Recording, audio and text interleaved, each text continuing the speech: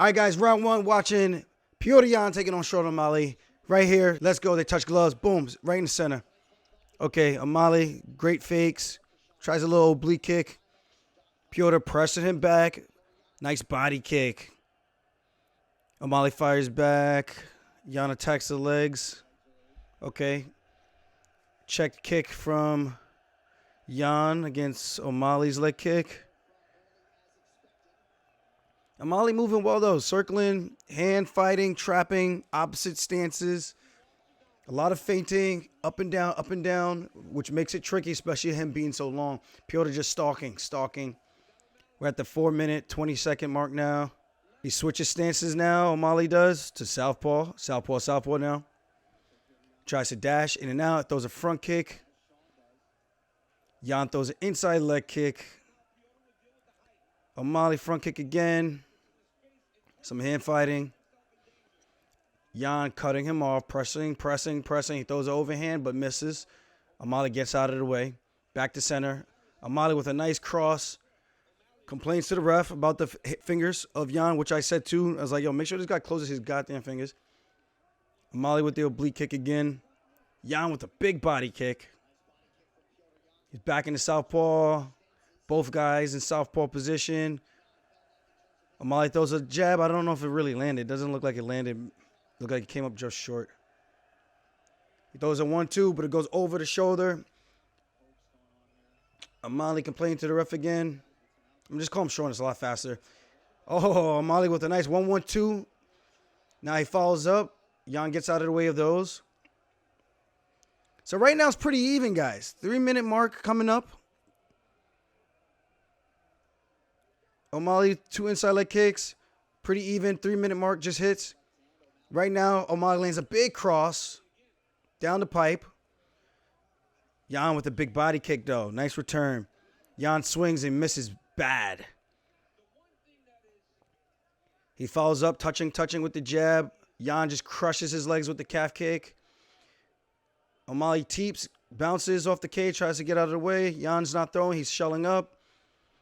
Nice jab from O'Malley. So right now, I'm saying O'Malley's winning the striking exchange, guys. Jan shoots in. He gets in on a beautiful takedown. Takes the back. 2 minutes and 23 seconds. One big knee from Jan. O'Malley puts his hands on the mat. Gets up there in the clinch. They're scrambling now. 50-50. No, not 50-50. It's not 50-50. Jan throws a knee off the break onto separation. Jan gets hit with the 1-2. He swings big. Just misses O'Malley. But Sean lands off that break exchange, guys. He does land. So right now the strike count is in the favor of Sean. It has to be. Even if it's not like significant punches, he's landing more. Nice long jab. Jan with a big overhand left comes over that jab, that lead hand of O'Malley from the southpaw stance. See, that was huge. I'm going to pause it. Jan steps oblique kick right on the leg of Sean, and that's damaging. That's made his whole leg buckle and turn, and then he shoots in. Guys, I paused it, so we're at the 1 minute, 30 seconds is left in this round, and then he shoots in right after. I just played it. Now he gets in on a big takedown deep. He lifts him up, slams him down. Big takedown, but then O'Malley got his hands down, so it's not like he got slammed on his back. So I kind of remember that being a little bit different, like he big boyed him. So close striking, huge oblique kick from Jan. O'Malley landed the better crosses, more touches. He's throwing up an omoplata, throwing up a triangle. But so far, we got 30 seconds of control from Petr on top. Body head from Jan. O'Malley framing, looking to get up, doing the right things. Jan landing some big punches. Sean back to his feet. Off the break, he lands a left cross. He feints and throws a right cross. Jan shells up well. He lands a low kick. Teep from Sean. 1-2 from Sean, but it glances off the shoulder like he blocks, goes around the guard. Those don't really count because it's not landing. It hits something, but it's not landing like a clean strike. He touches him up, looks cool, gets out of the way from Jan, strikes again. O'Malley's doing more. I have to admit, he's doing more this round. 1-2, knocks Jan off balance. Jan with the big crushing kick. Shot from O'Malley. Gets to the back of Yan with 5 seconds left. Yan gets out. And that's the round. Guys, that was a razor close round. But I kind of admit or gotta say, I think the activity of Sean steals the round. Even with the big takedown, he lifts him up, but he gets his hands down like a cat and takes away from the impact of a slam. So it's not as significant as I thought it was when I was watching it in the back room because I was getting ready for my fight. So, as we know, round 1 was a deciding factor. And watching this, based on activity, the more cleaner strikes, I gotta say O'Malley won the round. Damn, that's crazy. That's like, for me, watching this, like this. He got a takedown. He did just as much with the takedown that Yan did. Yan had about 40 seconds of control total. But what does that account for if you don't do anything with it? You know what I mean? Nothing like a dangerous position, threatening with back hooks. And a very close striking exchanges. But Yan wasn't as active, and I think Sean landed a bit more. So that's my personal opinion. I think O'Malley did win round 1. Round 2 is about to start right now. Back to the center. Yan with some more urgency. He goes to the side kick and then to a body kick. Beautiful. Inside leg kick again. Tries to swing that left hook. Misses. O'Malley touches him. He misses again. He goes 1-1-2 over the guard of Yan, but glancing again because Yan does a great job when he's here. And then Sean lands a big cross, sending Yan backwards. Yan swings. He misses. Is looking bad. He's swinging again, ducking his head and swinging. It looked like he definitely hurt him. Yan circles out. He's smiling. He touches the gloves. He lines him up. 1, 2. Cracks him. O'Malley's holding him like he's drunk from the bar right now. Oh, my goodness. This is crazy. Now, he threw him down on the ground. I don't know if that's considered like a knockdown, but he cracked him. He's holding on. He's wobbling. Then he just pretty much flung him on the ground. That is a moment, guys. Round 1 was close. You can still try to make the argument, but if we go by strike count, O'Malley won the round.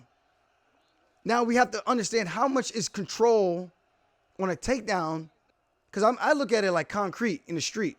Yan lands some big damage on the ground now. If I get a takedown in the street and I slam you down on the concrete floor, bruh, that's damage.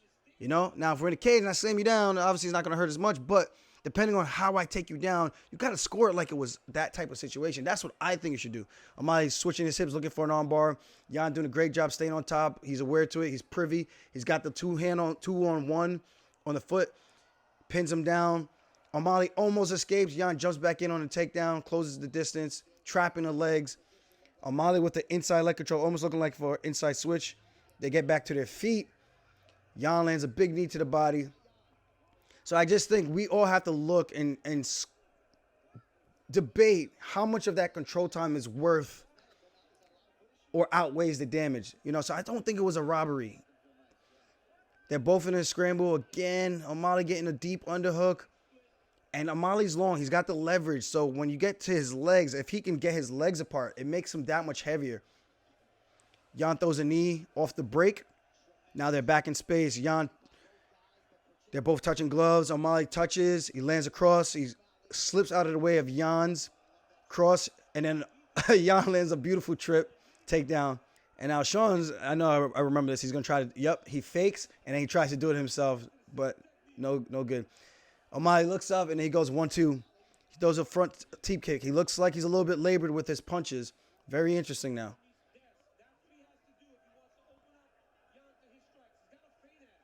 Yan chasing him down. He's pushing him back towards the cage. Yan is taking center. But taking center doesn't mean anything if you're not doing anything with it.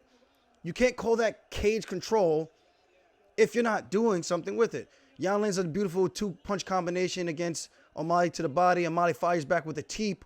What makes Yan so dangerous is he always has this one hand tucked. Now he throws a left hook feint, and it comes with the left body kick, which lands flush. O'Malley sits back where he kind of grimaces a bit. That's definitely got to hurt. He throws the body kick again. Very competitive, hand fighting. O'Malley's got big hands, long reach, hand fighting, trapping, good feints. He's back on his feints. He's looking like he's got a little bit more of a second win. O'Malley's smiling. Yan smiling. O'Malley faking. switching stances, but Jan staying nice and tight, which he always does. He'll let you punch yourself out a bit, and then he's looking for his openings. O'Malley staring, feinting. Jan with the head kick. He swifts a punch over the top, gives O'Malley a nice haircut. He's back in on the takedown. O'Malley got out of the way beautifully from that punch. Good awareness. Now, people that are saying that this fight would be super easy, Jan with another takedown. This would not be a super easy fight for me with O'Malley. Don't get it twisted. Don't think just because I did what I did and Jan took him down that you guys think that it's going to be easy. Like, you have to get to those positions. If I can get to a dominant position, then it would be easier. But you have to close the gap on a guy who's so much longer than I am. And he's got the leverage again. All O'Malley needs to do is turn to his knees, but he'll give up his back. Yeah, so he's got to make sure he's quick, but it'll be hard for me to take him down the same way Jan took him down. He was able to get his hands down. He was pretty much able to get back up. Not that difficult, not too much of a difficult way of getting back up to his feet. 10 seconds left. Clapper just happened. Jan's still on top. See, from here, he needs to be doing damage, but O'Malley's doing a great job of controlling his wrist with his left hand. And that stops guys. It's similar to what TJ did to me. 2-on-1, and then he's saying, oh, I had one arm. You couldn't do anything in your best position. I'm like, yo, bro, you held on a 2-on-1 like a little freaking thought. Like, what can I do if you hold on a 2-on-1? I'm not going to give up the position and swing just one hand like that. Shut up. Yeah, so they're showing the replay. I thought that was a beautiful round for Petr. Beautiful takedown with the trip. It's just funny gamesmanship with O'Malley trying to do it right back to him. He like slaps him, throw that left body kick. Sean grimaces. Good competitive fight, man. Round 3 coming up right now. Again, man, guys got to stop calling this shit a robbery. People were saying, oh, it's a robbery because most people thought Jan won. I'm like, but that doesn't make it a robbery. That makes it maybe you were emotionally charged and just thought Sean had no chance of winning the fight. And now he actually won the fight. You're probably mind blown and can't wrap your head around it. The same thing with myself and Jan. You couldn't wrap your head around it, but you discredit everything that the person did. And I think people are discrediting it. For me, I said I have to watch it back. Round 2 was definitely Jan. Round 3 is starting right now. And I think O'Malley won round 3, but I don't remember. I'm watching it right now with you guys. O'Malley controlling the dance. A lot of feints. Lead hand, touching. He switches to southpaw, matches Jan's stance. A lot of long jabs, kind of like floating like a butterfly, Ali style. Jan wings a punch, but he's throwing these hooks that's not giving him an opportunity to close the gap. He goes switching jump kick and misses his cross. He's in on a takedown, on a single. O'Malley escapes. Front kick from O'Malley. Cross from Jan, from O'Malley, but he misses. Goes right over the top. Jan ties him up a bit. He's in the shell. Now, I think Jan is just trying to figure out how to close the gap. Triple jab from Sean. I think people think they need to train with hammers all the time, but when you get a guy like on O'Malley, his striking is so accurate and on point. Jan just shot in. We're at the 3-minute and 13-second mark. He's got a single leg high in the air, doesn't finish. O'Malley gets out of the way. Like, those are not the takedowns you want to hit. Now, he throws a stepping knee, feints, and Jan is cut wide open. Beautiful cross, stepping knee again, throwing a jab. He's stepping forward. He's putting the pressure on Jan. Jan fires a nasty body kick.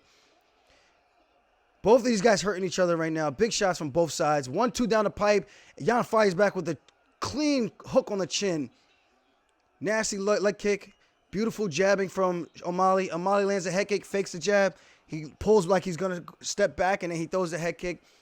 Jan shoots in 2 minutes and 35-second mark. He gets to the overhook position, underhook position. Sean defending, stuffing the head beautifully. Gets a left hand underhook. Jan needs to switch over to the transition. He's throwing punches. Right now, by far, O'Malley's doing the most damage. We can't ignore facts. O'Malley throwing these elbows that looks like they were in the back of the head, to be honest, and it looked like they were going straight down. He goes for like a half-ass guillotine that looked soft as shit. He's controlling the wrist as Jan takes him down, and he's doing the right thing defensively. Strikes are even. You can hear the commentary talking about it. O'Malley looking for a Kimura lock. Surprised Sean is able to be this disciplined in this position. He looks weathered right here, but he's doing a good job of maintaining wrist control. The wrist will take you home. Jan's still on him, though. This is a lot of control time, guys. 2 minutes and 35 seconds. We're now down to a minute and 25. And now they're still in the clinch. Jan's still controlling.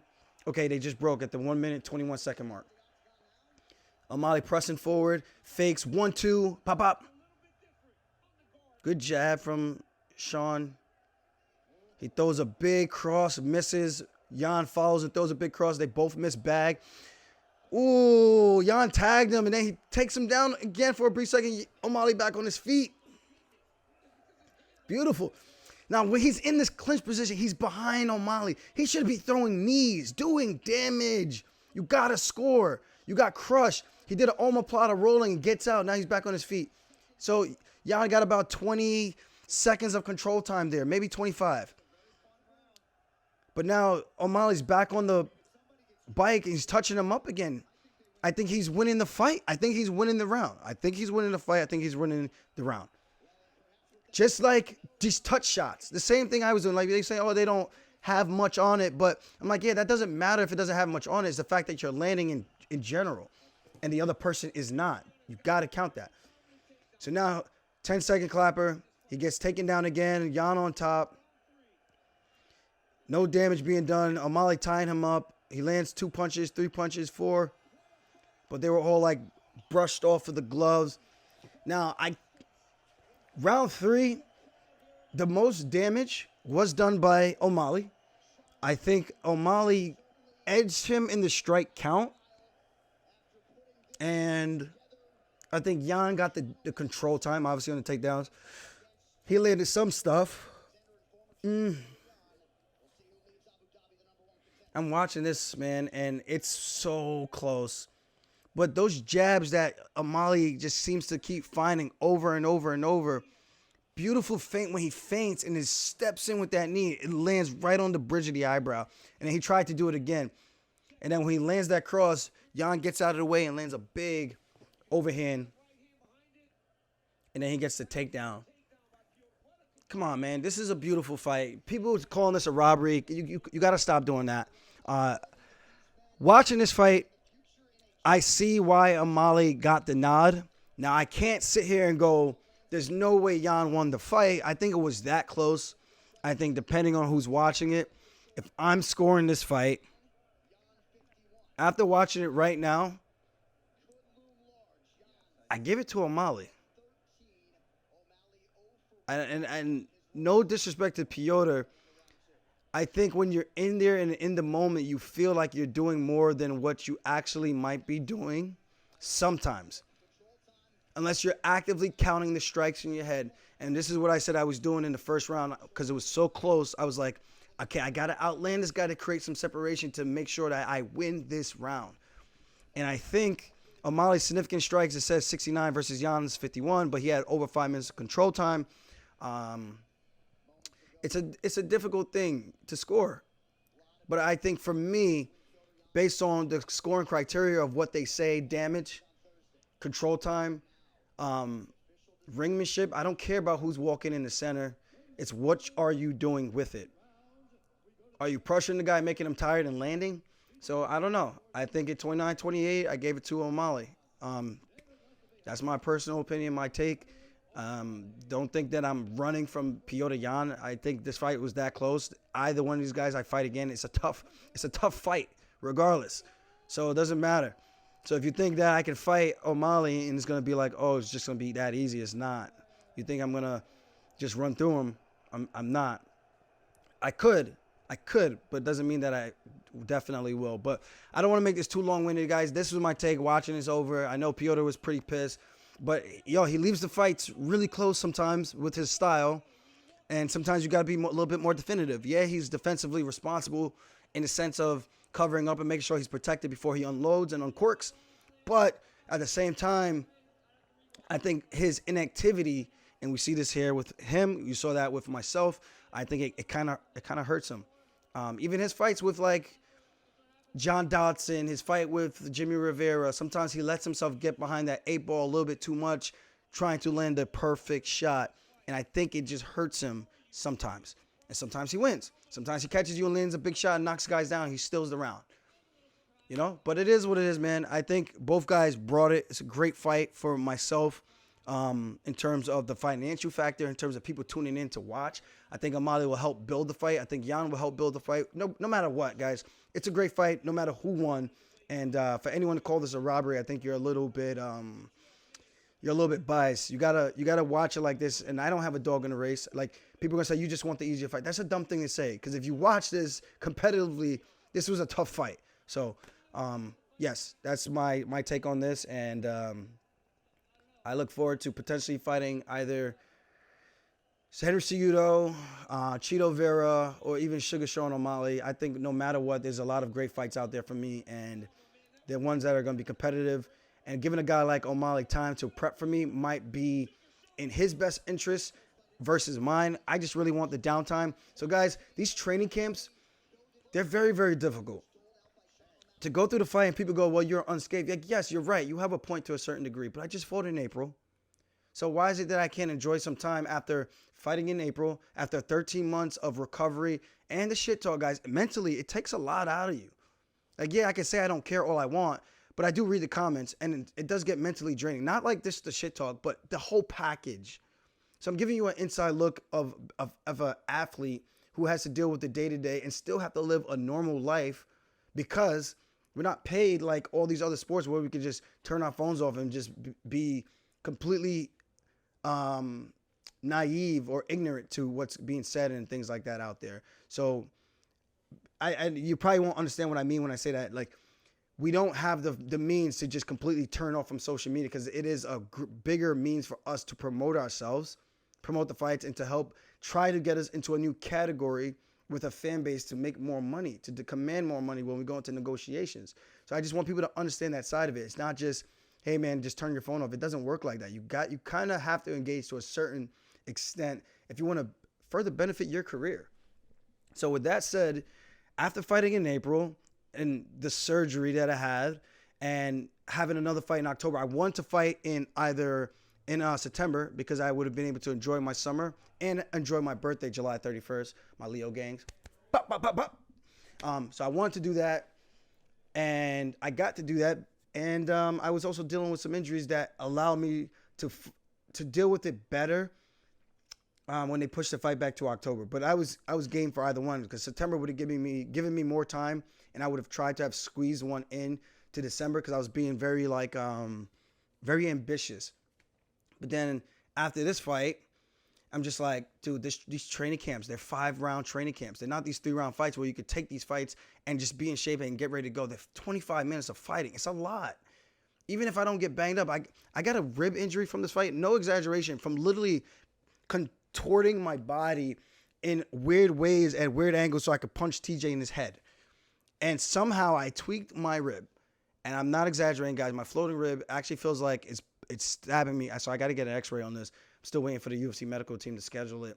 But I'm just going to show you, like, maybe it's from the wear and tear from the training camp. Maybe it's from the punching sequence where eventually it was the last straw to break the camel's back.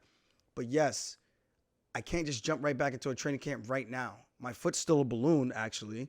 And I got this that I'm dealing with. And I got the bicep tendon that's a partial tear that I need to rehab to get stronger so that I don't potentially tear it in the next training camp. You know, that's the last thing I want to do. I just need some time to just be myself, get some other things done, some other ventures. I want to get the rum company. I want to get some new designs for the next opponent set and ready for the next training camp. I'm looking forward to partnering up with a new supplement company or creating my own, potentially a power bar as well. Something that's going to be good and clean for athletes, especially for MMA athletes, that will be beneficial for us.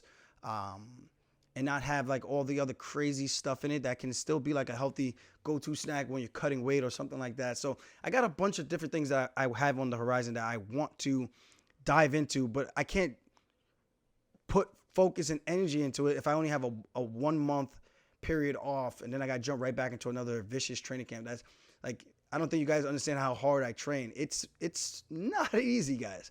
So yeah, my job is to fight, but at the same time, I don't want life to pass me by, and then by the time I look back, I have nothing to show for it in the sense of business ventures or things like that. I don't want to be stuck as soon as I'm done and step outside that door and it's like, now what? And this is something of advice I would give to all these athletes that are coming up, or all these athletes that are currently in the UFC.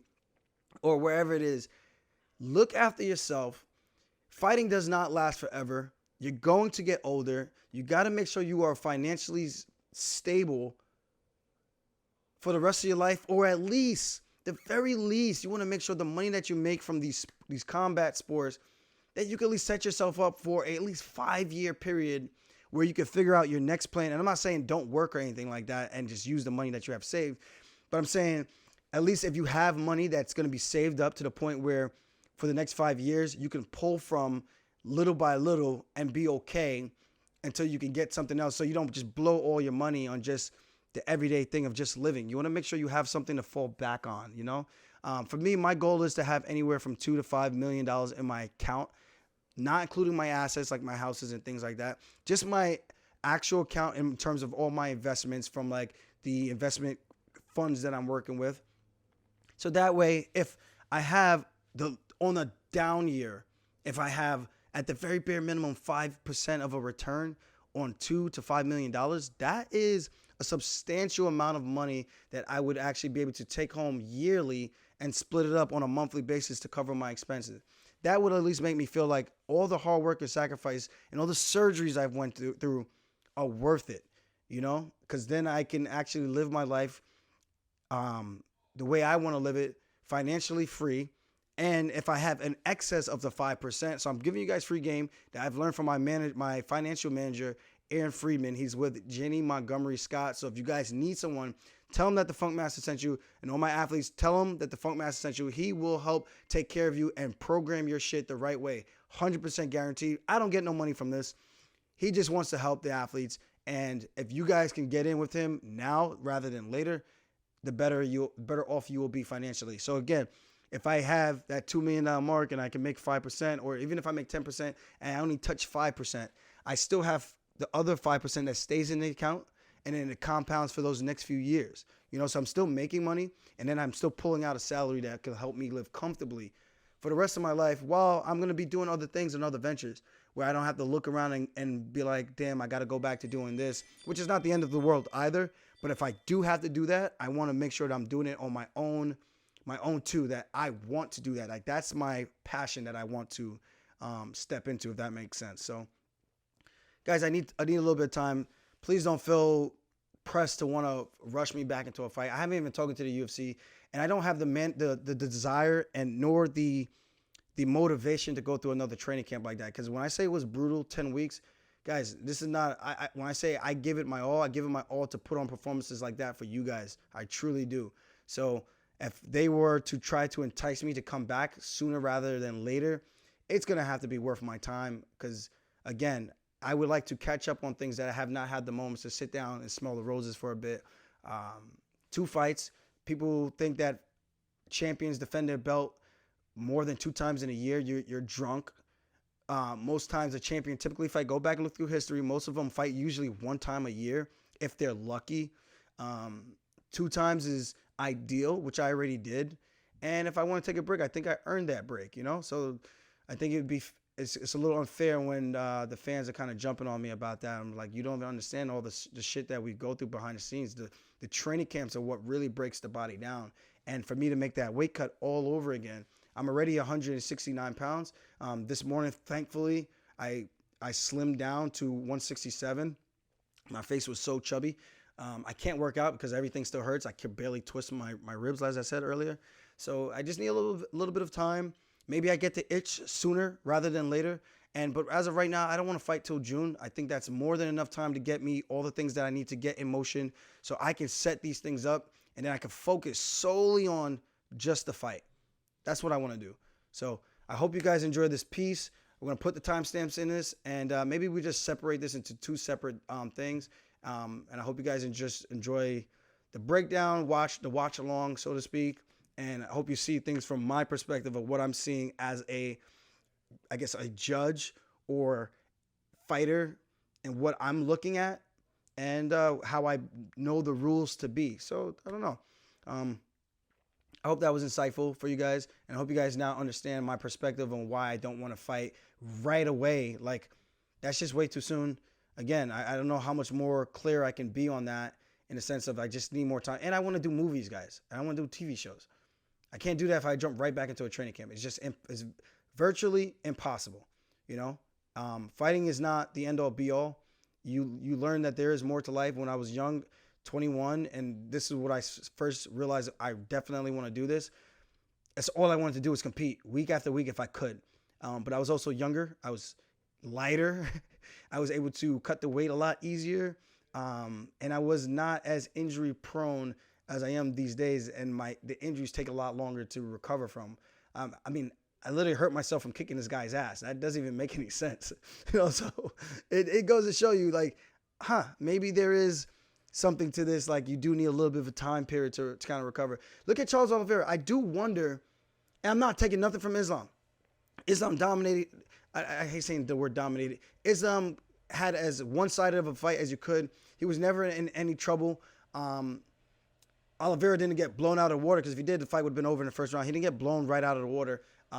There was competitive positioning, jockeying for position, because styles make fights, grapplers versus grappler, high-level grappling.